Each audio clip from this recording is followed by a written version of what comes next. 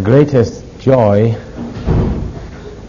and privilege, really, to have been given this opportunity and this great honor to come and meet with you friends. I was mentioning last night to some of you who were there that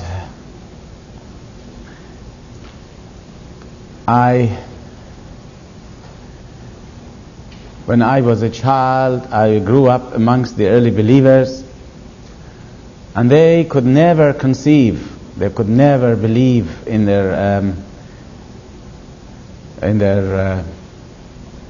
or use their imagination that one day the believers from all over the world, and especially from Europe and America, people will embrace this faith. Because in those days the faith was completely limited to a few countries in the East. And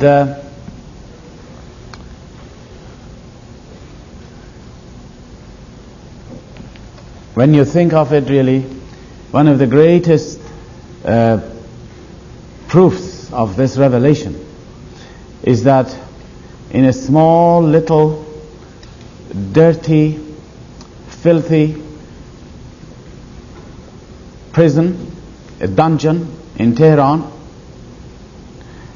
the light of this great revelation broke upon that terrible dark dungeon. And who would have imagined in those days that that light will shine all over the world and reach to these remote places, as far as Tehran is concerned, the Siarchal of Tehran, and will illumine the hearts of many, many people and bring in a new creation.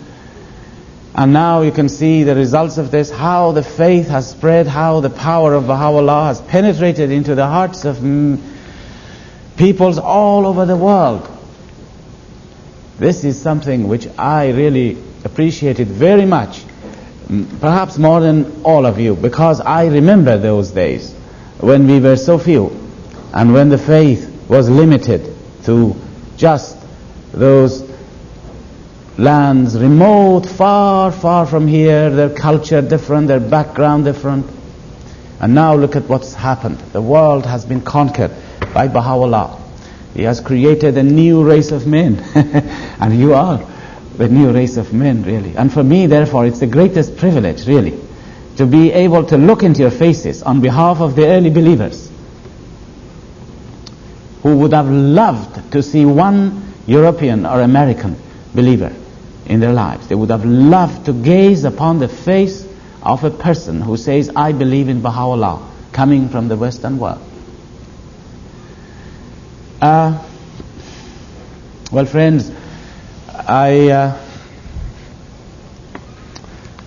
feel that this weekend we are going to be together, hopefully, to go through some of the most important, in my view, aspects of our faith. It is marvelous to be a Baha'i, but we have a great challenge, and the challenge is to grow in the faith, that our faith may grow day by day. This is, I think, the challenge to every person. And if our faith does not grow every day, then it's not good. It's like a child which is born. That child must grow. If the child does not grow, then it's not healthy. And this is why BAHAULLAH has mentioned in his writings, he says that we must make our life in such a way that the morning would be better than the previous evening, and tomorrow would be better than today. And we have to feel it. And this is, I think, the challenge to all of us. Perhaps it's easy to be a Baha'i or to become a Baha'i, but it is very difficult to grow as a Baha'i. Look back upon the earlier days, one can feel that one has grown in the faith. And nobody can say that I've grown enough. Nobody. As long as we live here, we have the scope to grow. Now I thought to perhaps share with you some of these basic thoughts. Now, do not think for one moment that I have got all this know-how, that I have achieved all of these things. All I'm trying to do is from the writings of BAHAULLAH and the writings and the history of the faith and the history of the believers to just bring to your notice what we can do to grow. And I feel that one of the subjects which we should first begin with, and it's a subject which is really a very important subject, which we often do not think about.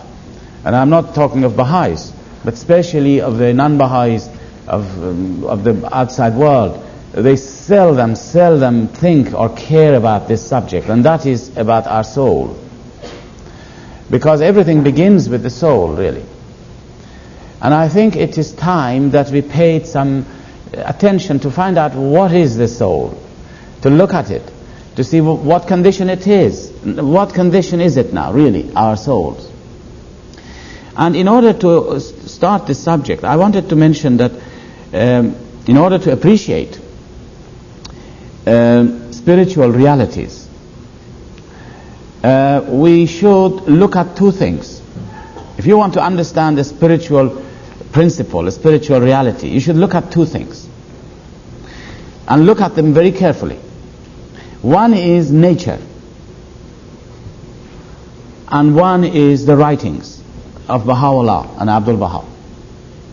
And when you put the two together, then we can understand many spiritual realities. Nature can teach us an awful lot, because God's creation is one entity. God has not created two different worlds, the spiritual world separate and the physical world separate. It's not like this. He has created one entity. The spiritual and the physical world is one and the same. And the laws which run through this creation are the same laws. The same laws that run in nature, exactly the same laws apply in the spiritual realms. The same laws that apply that you will find them in nature, the same laws are operative in religion. Every one of the major teachings of Baha'u'llah has its origin in nature. Every one of his teachings. It is very natural. Religion is very natural. The laws that run within the world of man, within our world, are also have their origin in nature. We can learn a great deal from nature. But each one of these laws are applied on a higher and higher level as you go higher and higher into the spiritual realms. You see?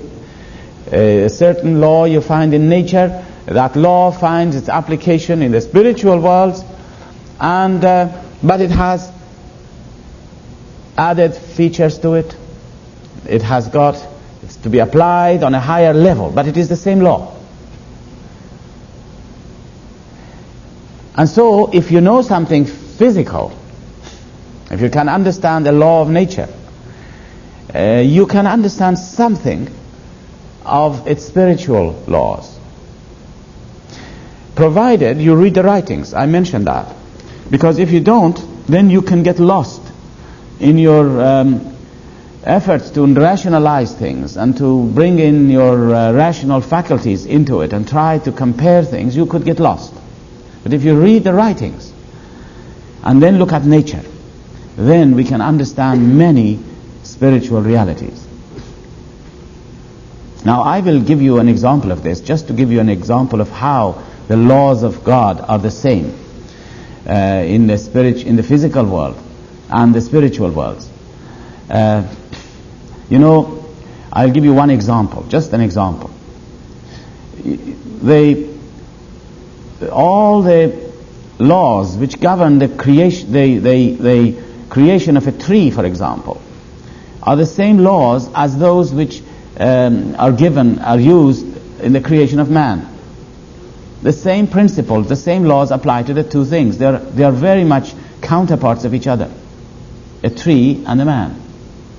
You see, the tree will drive its roots down into the ground to receive its sustenance, to get its sustenance. It's from the ground, because everything depends on the roots going down into the ground. It depends, its food comes from there. But the tree itself, as if it dislikes the ground. The ground is a very dirty place. It's a low, one of the lowest kingdoms. And this tree has no choice but to receive all its sustenance from this dirty soil. But the tree itself doesn't like the soil. It goes in the opposite direction. Do you notice? As if it dislikes this earth. It moves in the opposite direction. And when it moves in the opposite directions, what happens? It receives the most beautiful thing of all. It receives the rays of the sun. Can you imagine the difference between the rays of the sun and the dirt of the soil? It receives the rays of the sun, and as a result of it, it produces beautiful flowers and beautiful fruits, just because it detached itself from this earth, disliked this earth. It moves in the other direction. If the tree would have said, well, I owe everything to this earth, my food comes from this earth, I love this earth, I'll go into it myself, well, then this wouldn't be a tree. It wouldn't be a tree. It would never receive the rays of the sun. Now this is exactly, can you see the exact parallel with the creation of man? We have to live in this world. It's just like this dirty soil for the tree, this earth, this world that we live in. We have to earn a living. We have to live in this world. And we have to get our food, our sustenance, our livelihood from this world. But the soul does not like this world, should not like this world. And that it should move, it should dislike it. It should really become detached from this earth and focus its attention in the opposite direction. And if we do that, if we become detached from the things of this world, then the rays of the sun of truth will shine upon us, and then our soul will produce beautiful fruits, you see, just like the tree. But if I attach myself to the things of this world, then there is no such a thing as the rays of the sun of truth shining upon me. Now here you see the difference. There's exactly the same principles, but with one difference. I mentioned that the laws which govern the physical nature and the laws which govern the spiritual world are the same, but they have added features. You see, in the tree, in the example of the tree, you will find the tree has no choice but to grow in the opposite direction. It just grows in the opposite direction. That's the way it's made. But we have an added dimension to this particular law given to us, and that is choice, free will. We have the choice of either going down into this earth or going in the opposite direction. It's up to us to choose. If we choose to go into the opposite direction, then you become spiritual. If you go into this, attach yourself to the things of this world, you become attached to material things. But the choice is up to us. Now this I gave you just an example to share with you how the laws of nature and the laws of higher realms are the same. But they have got different, they have to be applied on different levels. Now, we go back to our own story. We wanted to really understand the soul. We were going this morning to really try and discover what is our soul, so that we can recognize ourselves, so that we can understand our place in life. Again, in order to understand the soul, we must examine another principle. And that principle is what Baha'u'llah mentions. He says that in this life, everything in this physical world is a counterpart of something spiritual. Everything you see in this life is not something which is coming to us in a haphazard way. For instance, we were talking of the tree. The tree is not just something isolated that God has created in this physical realm. You can be sure it has parallels, it has counterparts in all the realms of God. This is only a reflection. The tree is only a reflection of something spiritual in the spiritual worlds. So everything has a counterpart. And if you can study the counterpart of something, you can understand the other counterpart. If you study anything in nature, you can study its counterpart in the spiritual realms. Do you see what I mean? For instance, Baha'u'llah mentions that the sun is a counterpart of a manifestation of God. What the sun does to this earth, a manifestation of God does to man. So the sun, he says, which is a physical thing, is a counterpart of a manifestation of God. If you want to study the manifestation of God, therefore, to understand something about the manifestation of God, you can study the sun. Really, if you really study the sun, and I mean studying it, you will get a lot of insight into the working of a manifestation of God. Because these two are counterparts. Now, we want to find out what is the counterpart, what is our soul. But you see, the soul is a spiritual entity. It's not a material thing. And if you want to understand our soul, which is a spiritual entity, we have to try, if we could, find a counterpart for it in this physical life and study that physical thing. If we could find that counterpart and study that physical thing in this life, then we could apply it, all its characteristics, the characteristics of its counterpart in the spiritual realm. Do I make myself clear or follow? You see that the soul, as I said, is not a material thing. It's not something you can push it into your body and pull it out of your body. It's not something you can take it to a laboratory to test it for you. It is, Baha'u'llah says, the soul is an emanation from the worlds of God. An emanation from the spiritual worlds of God. So now, where are we? We want to find a physical counterpart for the soul. There we turn to the writings. Where we turn to the writings. And when you turn to the writings, and when you study the writings, it appears to us, that's all I can say, it appears to us. When you read the writings, it appears that the counterpart of the soul, which is the spiritual thing, its counterpart in this physical world, is the embryo growing in the womb of the mother. Whatever happens to the embryo, thank you very much, whatever happens to the embryo growing in the womb of the mother, the same thing happens to the soul. You see, but one is a spiritual thing and one is a physical thing. But now we know everything about the embryo growing in the womb of the mother. And so we can understand from it a lot of parallel points which could apply to the soul. If you could give me a piece of paper, I want to make notes. Some of the things I forget and it comes to my mind, and sorry for, thank you very much.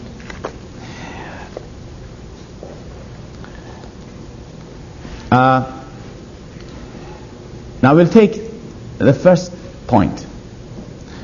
Baha'u'llah mentions that the soul comes into this life, it's created by God at the same time of conception.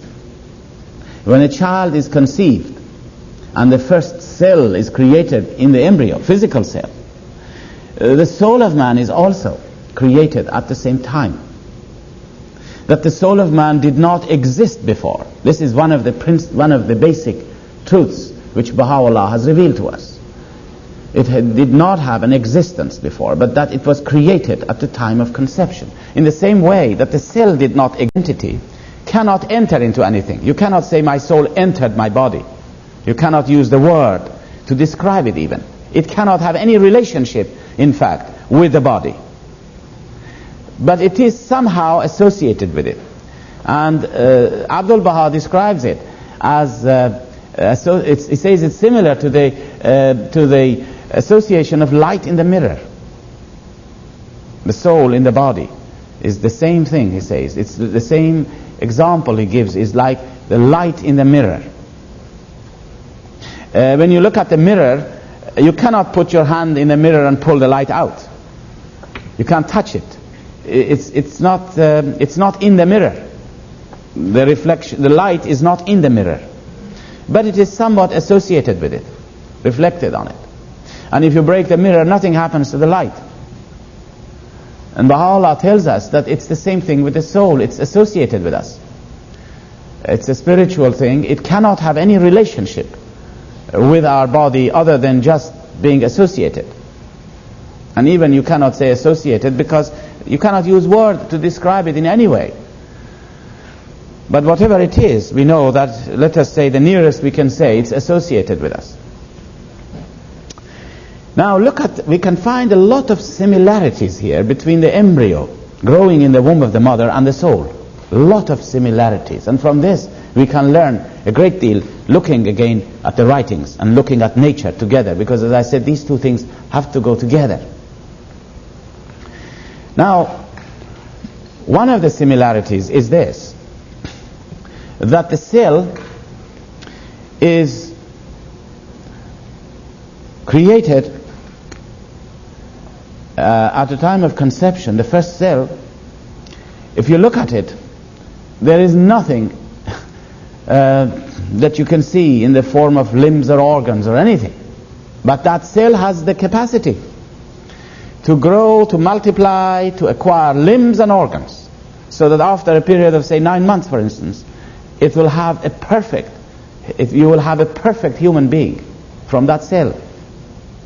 It has all the capacities to acquire limbs and organs. But when you look at the cell, there's nothing really unusual about it. It's just a cell.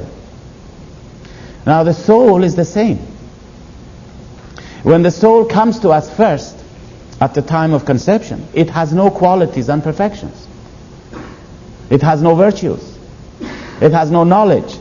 It has no wisdom. But it has the capacity, during a period of, say, 70, 80, 100 years that we live in this world, to acquire these qualities and perfections. It's just like the cell in the embryo, isn't it? You see now the similarities? You can see how these two things are really counterparts of each other. Another similarity is that when the cell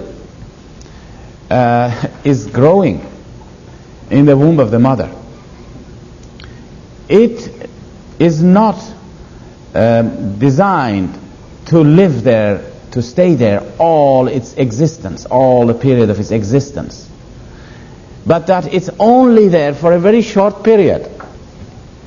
This is not its home. The womb of the mother is not the home for the body of man. It's not its home. It's only a temporary place for it to acquire limbs and organs. That's all it is, pardon. Now exactly the same thing applies to the soul. This world which we live in is really a womb world. Is a womb world for the soul. As if each one of us is pregnant with the soul. Each one of us have the soul in our custody, like, shall we say, like preserving it. So that during this period of 100 years, 80 years that we live, or 60 years that we live, our soul may acquire qualities and perfections. But this is not its home. It's a stranger. Really, it's a stranger here. In the same way that the child in the womb of the mother is a stranger there. That's not its place. Now, We go further on, and we can go and find out more similarities. Another similarity is that when they look at the cell growing in the womb of the mother first, it is really very insignificant. Very insignificant. I mean, a cell is not significant at all, and nobody even notices it. It is so unnoticeable. You have to have a microscope to examine it. So, and yet, look at what happens 9 months later. You have a person. It has developed into a person. It has all the faculties of a man. See the difference between the first day and the last day? The entry into the womb, or the creation in the womb, and the emerging from the womb. You see that? The difference between the two stages? And it's the same thing with our soul. The day that we are conceived and the soul is created, as I said, it has no identity, it has no personality. It has no individuality really, but it will acquire this. Acquire qualities, perfections, individuality. And Baha'u'llah says that we will retain our individuality and personalities in the next life. So that you are yourself. It's not something that you lose. You are yourself. And he says that the holy souls will associate with all the souls, the holy souls, the prophets, and describe in the next life all their sufferings in the path of God, and all their joys and all their hardships that they have carried on in this life. So you see, it's not something that you will forget. It's something that you have an identity, individuality. And Baha'u'llah mentions, now this is a very beautiful thought, that the soul which comes into being will last, although it has a beginning, and that is when one is conceived, but it has no end. That it will grow and it will progress as long as God exists in the spiritual worlds of God. So you see what a beautiful thing it is to bring children into the world, so that you have a child coming into the world, a soul which is going to be there till eternity. And another feature, which again is part of the teachings of our faith, the soul is indestructible. You cannot destroy it once it is created. It belongs to the spiritual worlds of God. And at whatever stage you dissociate it from the body, whether it is at the time that the child even growing in the womb of the mother, if there is a miscarriage, you cannot destroy the soul. The soul is will grow in the spiritual worlds of God. It has not had the chance to acquire qualities and perfections here, but we are told that God will compensate this. So it's not something which is lost. A child who dies at a young age is the same. He has no chance to develop qualities and perfections, but that it will grow through the bounties of God. And God will compensate for the things that he had not been able to acquire in this life. Now, there are other similarities. We go a little further, and we find that our soul, the body, first of all, when we look at the body, we find that, as I mentioned this before, the womb of the mother is not a place for it to live. And the soul also, this is not its place. This home is very much a strange place for it, this world. It's like being a bird which is kept in a cage. This is another example that Baha'u'llah and Abdul Baha have given in their teachings. That they have given us an example of a bird being kept in a cage. The bird does not belong to the cage. The bird is there in the cage to be fed, to be nourished, so that when the cage breaks, it can take its flight into its own realms. And so again we come to the same conclusion, that this period of life that we go through, that our soul is in this womb world, really, and it is here to acquire qualities and perfections. To acquire love, to acquire knowledge, to acquire wisdom, to be loving. Another similarity is that when the child is in the womb of the mother, it acquires limbs and organs there, but those limbs and organs are not really needed in the womb world. Cannot use them there. It's not really of any benefit to him. He uses a little bit of it. For instance, he moves his muscles, moves a little bit of a movement. You see, but he cannot really, it's not a place for using it. You see, the child, for instance, towards the end, has got perfect eyes, but it cannot see because there is no light. But when it is born, all these limbs and organs which were useless to him, and he could never conceive what it is for, will find some use, and he'll begin to use them. The eyes now become perfect instruments for seeing. You see, the phenomena of seeing is a marvelous phenomena when you look at it. Can you imagine if nobody could ever see, if there was no such a thing as sight? We would be deprived of knowing something about the light. But the light comes, and the combination of the two makes us see, and there we know one of the attributes of God is the all-seeing God, and then we know something of the attributes of God. But you see, these limbs and organs are not useful in the womb world, but it will be useful when it is born here. It's the same thing with us, with the soul. All the qualities and perfections that the soul acquires in this life,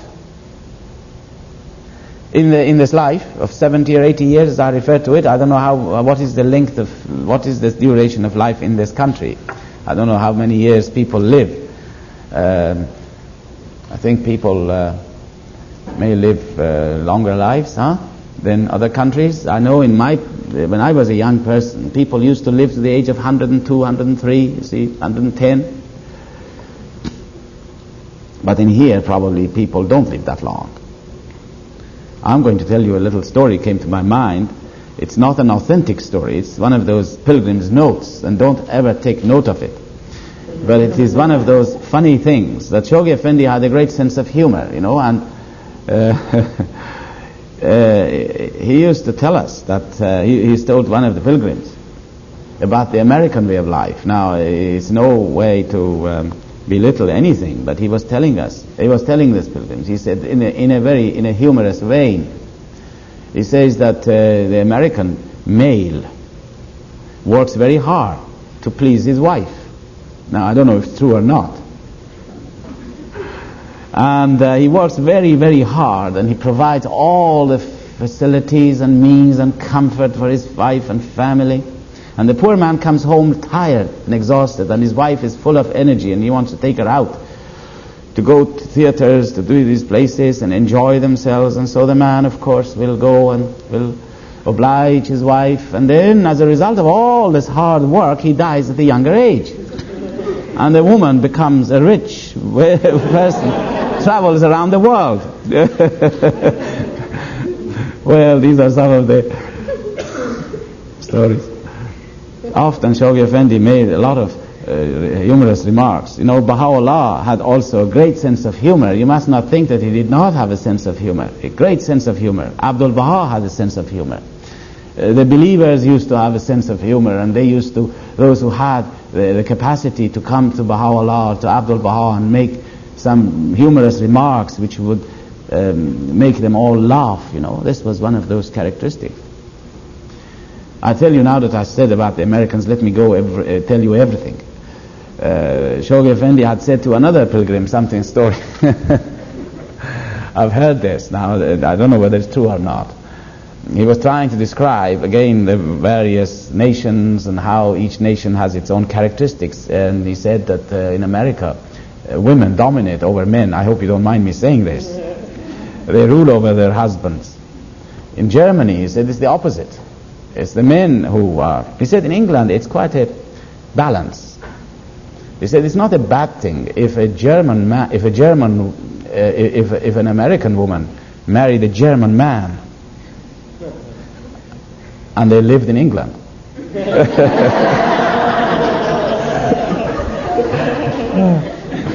So here we are.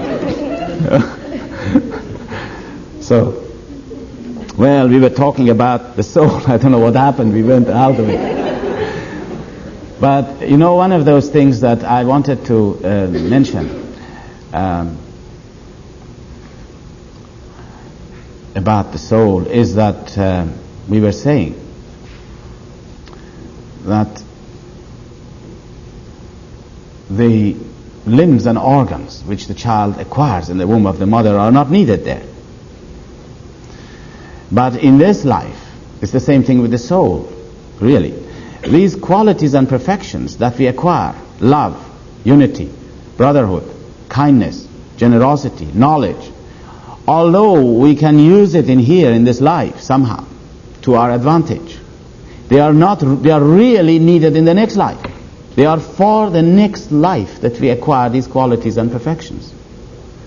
And even if you don't use these qualities and perfections in this life, you still can live. In fact, this is what happens with most people today. People hate, people kill, and they still can live. They don't use those qualities in this life. And they still can live. But the real place, the real use of all these perfections and qualities that we have to acquire, the real use of them is not here, it's in the next life. All these perfections and qualities and virtues that we must acquire becomes like our spiritual limbs and organs in the next life. It will become active. Just like the eyes, which are not active in the womb of the mother, and suddenly because the light comes up and it becomes a very marvelous instrument, our acquiring of the quality of love, for instance, in the next life, will become just an instrument through which we can progress. And if we don't acquire them in here, then we cannot use them in the next life. Because there is another similarity. And that similarity is this: that the child must acquire limbs and organs in the womb of the mother. If it does not, it cannot acquire them in this life. If you do not have an eye, or if you do not have an arm, you can't acquire them in this life. You are handicapped. You will grow, but you are handicapped.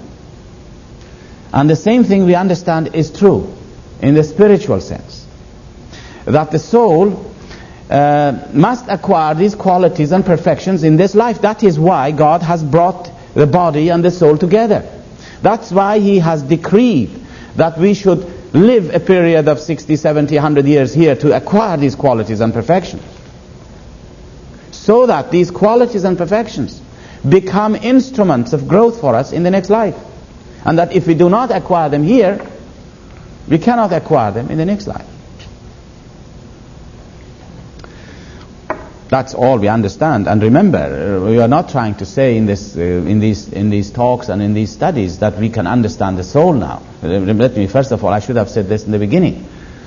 Don't think that by hearing these talks, on studying the writings, no matter how much deeply you study the soul, you will never understand what the soul is.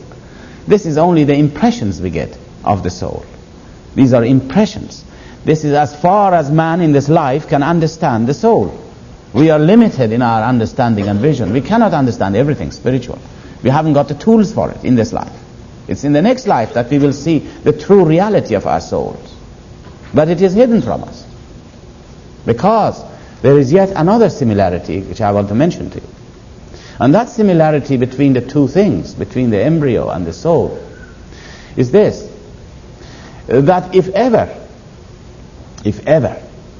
the child has not got the capacity to understand what a small place he's living in, what a limited place, a dark place he's living in during the period that he is growing in the womb of the mother, he has no capacity to understand that. He has no capacity to understand what a great world expects him to be born into. The vastness, the glory, the greatness of this world, he cannot see. Impossible for him to see, because God has not given him the capacity to understand this. The same God about the greatness of the world which awaits us, the spiritual worlds of God. And in fact, Baha'u'llah mentions that if ever the glory of the next life was revealed to the extent of a needle's eye, then man would commit suicide. In the same way that if a child knew what a small place is living in and what a vast place is awaiting him, that child, you couldn't live there, you would have a revolution there. Really. Wouldn't want to live there. But God, the same God which has not given the child a capacity to appreciate that period, is completely ignorant about it. We are the same in that sense, because we will never be able to know our soul. In fact, there is a passage in Islam which says, if you want to know God, you should know yourself. They have asked Baha'u'llah, what does this mean? He says it means that when you look at yourself, you will find everything you have in your body is a manifestation of the soul. For instance, your eyesight is a manifestation of the soul in the body. Your hearing is a manifestation of the soul. All your senses are the manifestations of the soul in the body. Your brain is a manifestation of the soul in the body. But he says, your heart, which loves, is a manifestation of the soul in your body. But he says, if you add all these manifestations together, the sum total does not become the soul. And then he says, what is the soul? And then he says, if you live as long as thousands of years, and if all the peoples of the world put their thoughts together, they shall never know what that soul is. And he says, when you reach to that conclusion that you will never understand your soul, the reality of the soul, the essence of your soul, then you will say to yourself, how can I ever know the essence of my God who has created that soul? And you realize your impotence to recognize the essence of God. And he says, when you reach to that stage, the knowledge of God has dawned on you. This is when you begin to know God, when you realize that you will never know Him. Impossible to know the essence of God. The essence of God is hidden from the eyes of men. We can never reach it. In fact, Baha'u'llah mentions that manifestations of God have no understanding of the essence of God. Because if they did, they would be partners with Him. The manifestations of God have no access to the essence of God. You know, you read some of the passages that Shoghi Effendi has translated in English. He says 10,000 Moses is thunderstruck, I'm paraphrasing his words, at the Sinai of God's revelation, not knowing His essence. And 10,000 prophets as great as Jesus are dismayed at this thought of not thou, mine essence thou shalt never know. This is the call they get from God. By my essence thou shalt not know.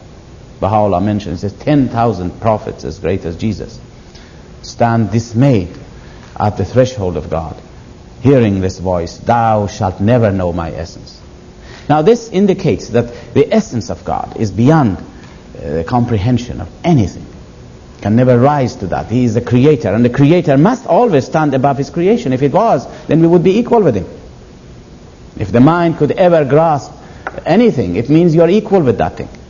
You can only understand something which is either below you or on the same level as you. You can never understand something above you. It's impossible. So now, Baha'u'llah says this is the meaning. When you realize that you cannot know your own soul, the essence of your soul, then you can say, well, how can I know the essence of my God who has created my soul? Impossible. Now we go a little bit further. Let me take you a little further. Now, what time do we close this session, Mr. Chairman?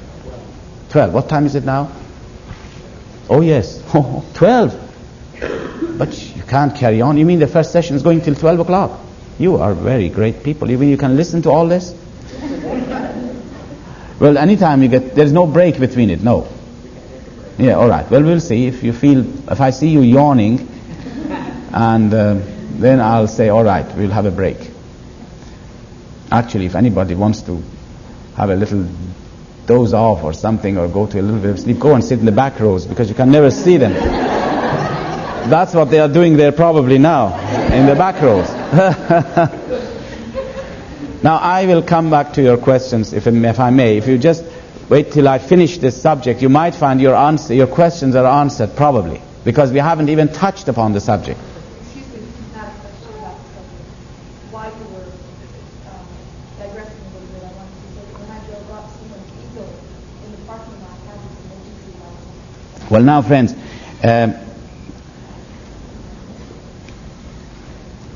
we come to another similarity here between the embryo and the soul. And that is that when a child is born, it can bring with him whatever it has. It cannot bring anything that it hasn't. It just brings with him whatever it has. And in fact, in one of his tablets, BAHAULLAH says, if you needed anything else in this world, I would have given it to you there in the womb of the mother. Now, it's the same thing with the soul. The soul can take with him whatever it has. But you can't take with you anything which is bad. Because bad does not exist in itself. It has no existence. Now, don't take me wrong and say that I said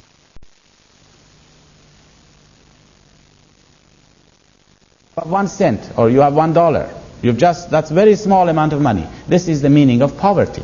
But whatever you have is positive. And that's what you can take with you. A murderer, for instance, is a person who has impoverished his soul. Well, he can take with him a little bit of good.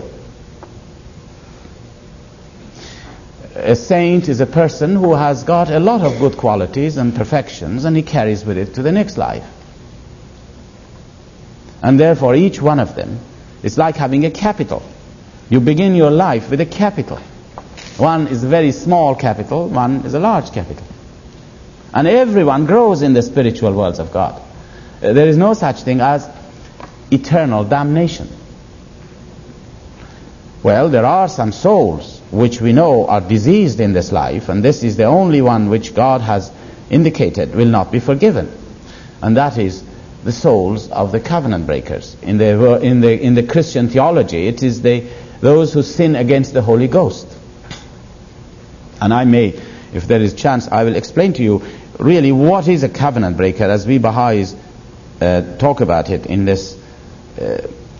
nature, looking at nature, not to look at the philosophy of covenant breaking, because we have no time for it in the faith, but nature. Again, as I said, everything in the faith, you can look at nature and find out these things. You can find out what covenant breaking is in nature. Now, we don't go into that subject now, but maybe I'll make a note of it here, and sometime we can bring it up. So you see, every soul begins its spiritual life depending on its own qualities and perfections that it has acquired in this life. And this is why Baha'u'llah says that in the next life, the souls will be graded. We will be separated. Each one of us, in accordance with his own accomplishments in this life, will attain a certain position, a certain grade, a certain level. And he says those who are on a high level will encompass those who are on a lower level, and will completely understand them and will encompass them. And those who are on a lower level will not understand anything about those who are on a higher level.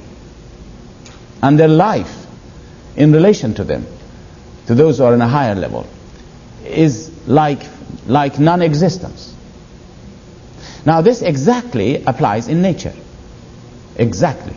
You look at nature, you will find God has created in this nature great many levels of creation. First of all, there are several kingdoms. There is the mineral kingdom, there is the vegetable kingdom, there is the animal kingdom, there is the kingdom of man.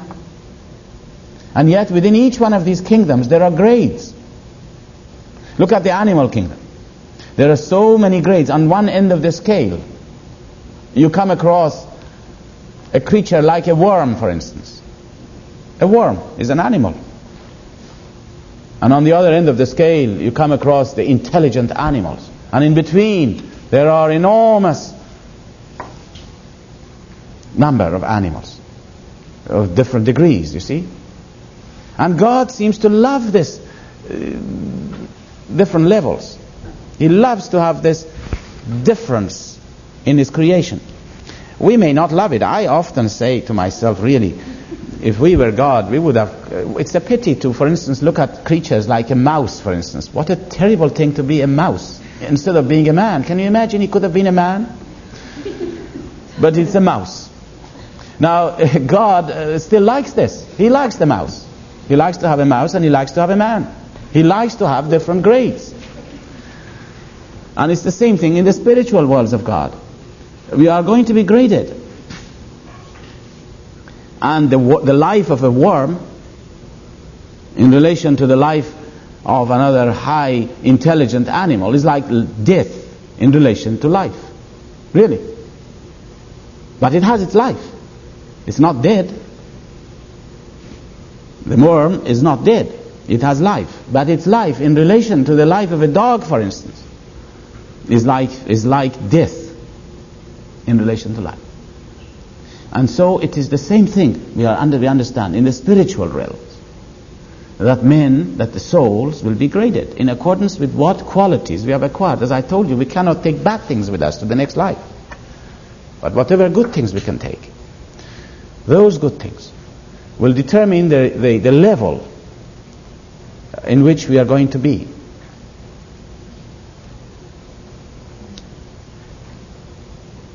Now, another important question, which again we can find it from nature and looking at the writings, of course. As I mentioned before, we must look at these two things always.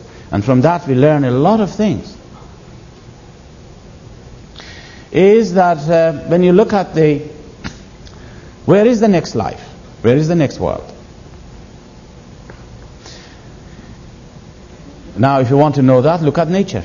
Nature will answer you. When you look at the child in the womb of the mother, we said that the embryo, remember, growing in the womb of the mother and the soul are counterparts of each other. When you look at the child in the womb of the mother, where is he when he's growing in the womb world? Where is he? He's here. Isn't he? He's in this world, really. The distance is very little. There is only a barrier which prevents him from being in this world. But he's here. He's carried with his mother around.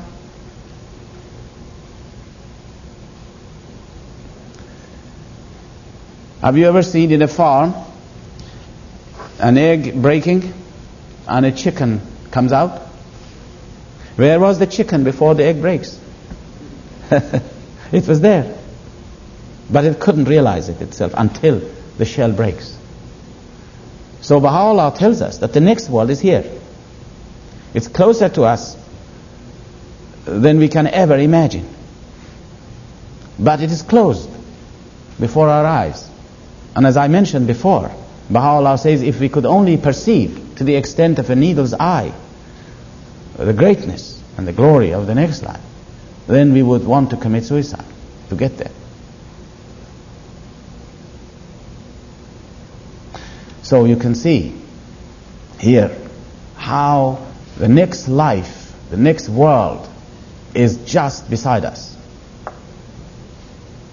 And then there is another thing we learn from the child in the womb of the mother, and that is this, that once the child is growing in the womb of the mother, there are many people who are involved in caring for that child. The mother is the first person who really is enabling the child to grow. The father, the mother, the relatives, the doctors, the nurses, the community, all of them are paying attention and working hard for enabling that child to grow once it is in the womb of the mother. And we are told it's the same thing in this life in relation to the holy souls which have passed away They are the cause of all the growth and development which takes place in this life. But you remember I was saying to you, it's a one-way communication. They encompass us, they help us, they inspire us in ways that we have no way of understanding it. Baha'u'llah mentions that martyrs of the faith will produce such an effect upon the growth and development of this world, that although that he says that even though that it takes place rarely, it will produce tremendous results in this life. It's just like the care, the attention, the love which the parents, the community has for the child growing in the womb of the mother. But as I mentioned to you, we cannot take with us into the next life anything which is bad, because bad does not exist in its own outward sense.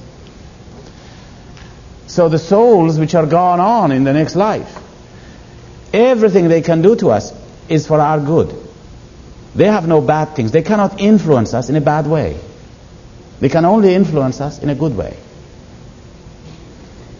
And if it is anything which we want, which is bad for us, they can't give it to you. They can only give you what is good for you. And what is good for you sometimes may be sufferings. Maybe it is sufferings. The more our souls suffer, the more it becomes ready to absorb spiritual powers to itself. Suffering in the path of God. Bearing those sacrifices we do, whatever realm it may be, in whatever field, you sacrifice something. You give up your time. You're tired, but you give up your time. You go and teach the people. You go and promote the faith, but you go through a great deal of hardship. That is good for the soul. That enables the soul to grow. And the concourse on high, those holy souls which are passed away from this life, they will assist us if we walk in the right way.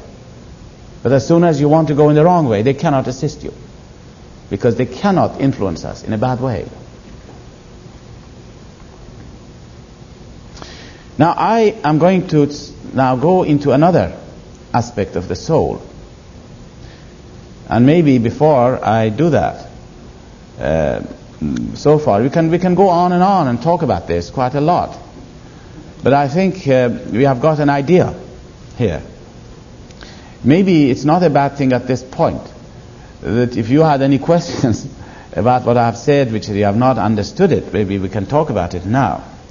And then we will go to another aspect of the soul which is very important, because all these things that we have said so far about the soul coming to us from the worlds of God, we said from the spiritual realms, we said that the soul has to acquire qualities and perfections here.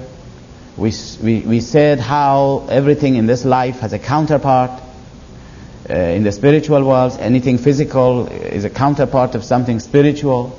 We discussed all these things, and there we were able to get some idea, only an idea, an impression of what the soul is and its qualities and powers are. But now, and we said that the purpose of life so far is to acquire qualities and perfections. But there is a greater purpose in our creation, far greater from acquiring qualities and perfections.